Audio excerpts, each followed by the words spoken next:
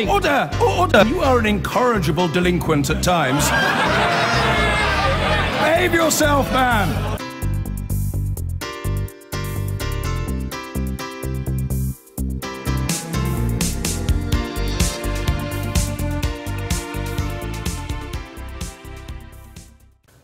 After the Prime Minister surprised the country by calling a snap election, she said she believed in campaigns where politicians actually get out and about and meet the voters. All the politicians say similar things, but after questions today about how both the Conservatives and Labour are dealing with the media on the campaign trail, just how open is this election? Our political correspondent Michael Crick has been following the Prime Minister today. It will be a choice between strong and stable leadership, strong and stable leadership, strong and stable government, or a coalition of chaos. Coalition of chaos for Britain. It's probably the most tightly controlled party campaign in British history, certainly of the 9 general elections I've covered, and by far the most presidential.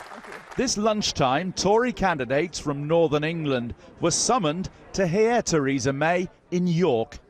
Good morning, gentlemen. Where are you? Where have you all come from? I'm representing Birkenhead. Birkenhead. Are you the candidate? Yes, I am. All right. And what about you, sir? I am. You a candidate? I am. Where are you? Worsley. Worsley. Good morning, gentlemen. Where have you come from? Stockton. Stockton. So is this your favourite Conservative tie, then? It is indeed. I'm from Warrington. From Warrington. That's a long way. Warrington North. It is a long way, but it was a nice journey. Are you a party member? I am a party member, yes. Are there any people here who aren't party members? I haven't got the faintest idea. As usual, the press were put in a side room beforehand. There, reporters learnt who amongst us would be allowed to ask the PM a question, having made requests overnight. The list seemed to have been drawn up in London. At least 3 of those on the list were asked what their question would be. One reporter told me it was made clear if they didn't reveal their question, the question would be withdrawn. The Tories, though, deny that. Will strengthen my hand in the... Theresa May delivered her usual speech, then took questions from the selected press names on the list she'd been given. I think Laura is here from the Telegraph. And I think I have the York Press, Dan. I raised my hand to ask a question, though the press aide had told me beforehand there was no point in doing that. Without meeting any of the public in York, the PM was whisked off to a second event where the contrast couldn't have been greater. A meeting at a factory near Leeds where the audience weren't all activists or candidates. Are you a natural Conservative supporter? No, I wouldn't say so, no. And what have the management told you about what you can ask and so on? Have they said anything to you, or has anybody said anything? We've been given instruction. Really? What was that? Just don't heckle. Don't heckle? Can't heckle. Can't heckle? Why not? Not straight. Heckling it makes it a bit more spicy. Well, not straight away. And have you been given any instructions by the management? No instructions. Ask any questions you like. So. What do you think of this event? I'd rather be working. And she got some tougher questions from staff here than she had from the press earlier. You mentioned earlier that you haven't got no plans for childcare, but do you not think it's a big issue that parents are now thinking they're better off not working rather than going to work because money's that ridiculous? We need help with childcare, not bills that are going to decrease over 5 years. Yeah.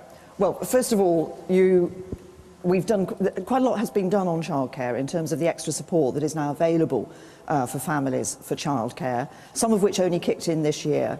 And one of the things we're looking at is that having the effect that it should have. And without being on a prepared list this time, I was allowed a question too. Prime Minister, although I'm tempted to say Madam President, for this has been the most presidential election campaign I've ever seen, I think, or probably ever. Are you not worried you're encouraging a cult of personality and making out that you're rather ashamed of a party you once said people thought was nasty? No, if you look on every piece of literature, you will see the Conservative Party. I was today, as you know, I think, Michael, today with a great group of candidates, Conservative candidates, from across the whole of the north of England, and they are doing and my cabinet colleagues are doing, and ministerial colleagues are doing what I am doing, which is out and about across the country, talking to people, hearing from people.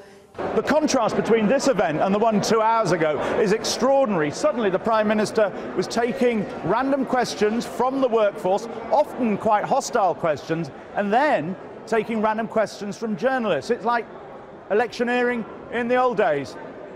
And workers here seemed impressed. Did she impress you? A little bit, yeah. A little bit. Looks like she's going to deliver. And do you normally support the Conservatives? I've got to say I voted Labour in the last one, but Me too, yeah. I'm swayed. What are you swayed by? Was it just listening to her now or other things as well? Well, yeah, I suppose listening to her now, I mean... The lesson as Mrs May left, tight planned control isn't always better than being spontaneous and relaxed.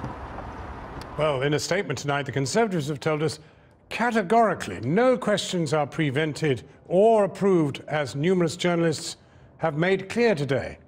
They also say questioners are selected on the day to ensure fairness to many different outlets over the course of different events. Well, Michael Crick joins us now from Leeds, where Jeremy Corbyn has just been speaking. Michael.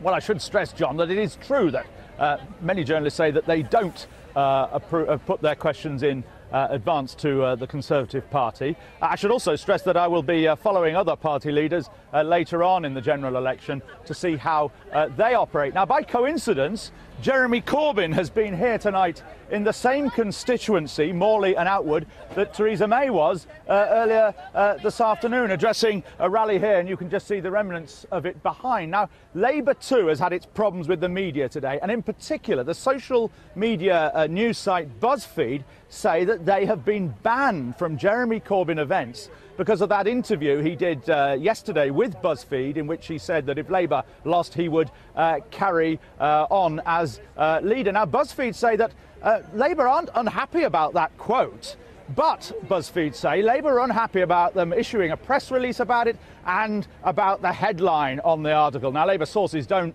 deny that they were unhappy with the headline and with the press release. But it is an illustration, I think, of Labour's problems as well with the media. And as he arrived here early this evening, I asked Jeremy Corbyn about it.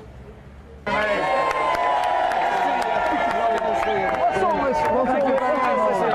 Mr. Corbyn. What's all this about you banning BuzzFeed? Nobody's banned from anywhere, not even you.